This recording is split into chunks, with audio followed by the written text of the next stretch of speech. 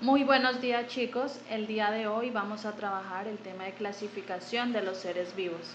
Antes de abordar el tema debemos tener en cuenta el concepto de qué es clasificar. Y clasificar es organizar a los seres vivos teniendo en cuenta sus características que los hacen similares o sus diferencias.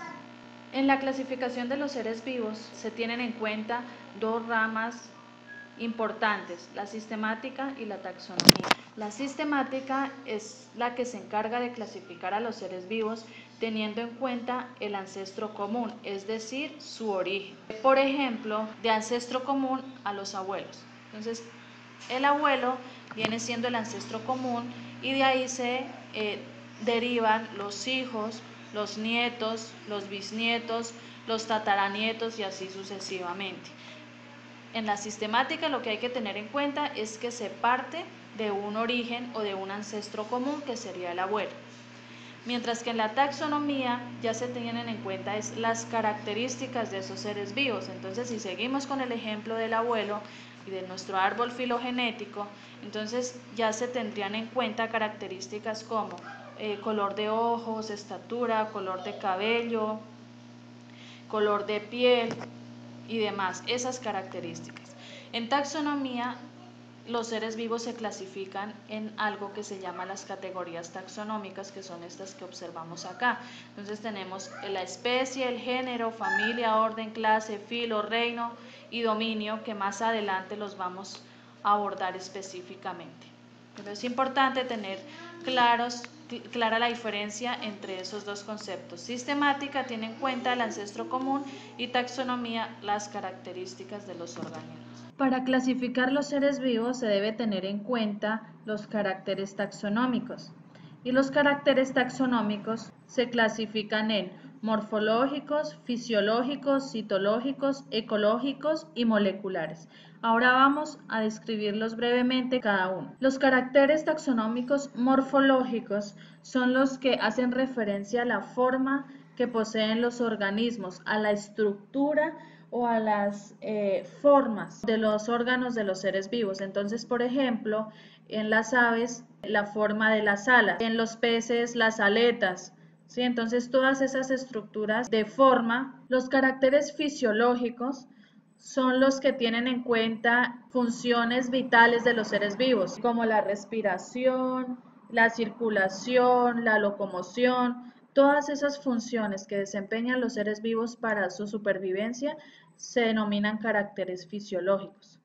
Los caracteres citológicos. Entonces, recuerden que cito hace referencia a célula. Entonces, los caracteres citológicos se refieren a las células que constituyen o al tipo de células que constituyen a esos seres vivos. Recordemos que hay organismos que son procariotas y que otros que son eucariotas, y que los procariotas son los que no presentan sus núcleos bien definidos, mientras que los eucariotas, como nosotros, sí presentamos núcleos bien definidos. Entonces, a eso es que hace referencia básicamente los caracteres citológicos. Los caracteres ecológicos, como su nombre lo indica, eco, hacen referencia al hábitat donde se desarrollan los organismos. Entonces, habrá algunos organismos que se desarrollan, por ejemplo, en ecosistemas acuáticos u otros se desarrollan en ecosistemas terrestres. Entonces, ellos desarrollan caracteres taxonómicos diferentes para adaptarse a cada uno de esos ambientes. Y los caracteres moleculares son los que tienen en cuenta las características genéticas. Entonces ya es el material genético que se hereda de padres a hijos y que se transmite de generación en generación. En la historia de la clasificación de los seres vivos existieron dos personajes importantes. El primero de ellos fue Aristóteles, quien fue el primer naturalista que clasificó a los seres vivos separando las plantas de los animales y posteriormente los clasificó según el tipo de sangre que estos poseían. El otro personaje que tuvo gran relevancia en la clasificación de los seres vivos fue Linneo o Carbon Linné, quien propuso el sistema de clasificación binomial que aún se utiliza y por tanto es considerado como el padre de la taxonomía. La nomenclatura binomial o lineana, que también se llama en honor a Carbon Linneo, quien fue quien la propuso, consiste en dar un nombre de dos palabras en latín, es decir, el nombre científico. Y este nombre científico consta de dos palabras, la primera que es el género y la segunda que es la especie. Entonces tenemos el ejemplo de Homo sapiens, del hombre, nosotros. Entonces Homo viene siendo el género y sapiens viene siendo la especie, que también se denomina epíteto específico. Ahora bien, vamos a ver dos ejemplos que les traigo acá para profundizar un poco más en la nomenclatura binomial. Entonces, les traigo dos ejemplos. El primero, que es la orquídea mano de gato. Entonces, es una especie de orquídea que se encuentra en Colombia. Entonces, el nombre científico de la orquídea mano de gato es Enciclia celligera. Este Enciclia viene siendo el género y celligera viene siendo la especie.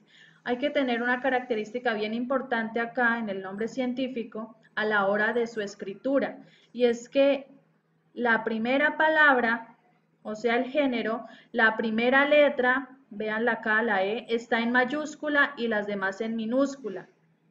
Y la especie, o sea la segunda palabra, va toda en minúscula. Y este nombre científico va todo escrito en cursiva. Vamos con el ejemplo del chigüiro, que es una especie típica de llano. Entonces, para el chigüiro, el nombre científico es Hydrochoerus hydrochaeris. Entonces, Hydrochoerus viene siendo el género, Hydrochaeris viene siendo la especie y nos constituye el nombre científico del chigüiro. Con este video podemos reforzar el tema. Muchas gracias.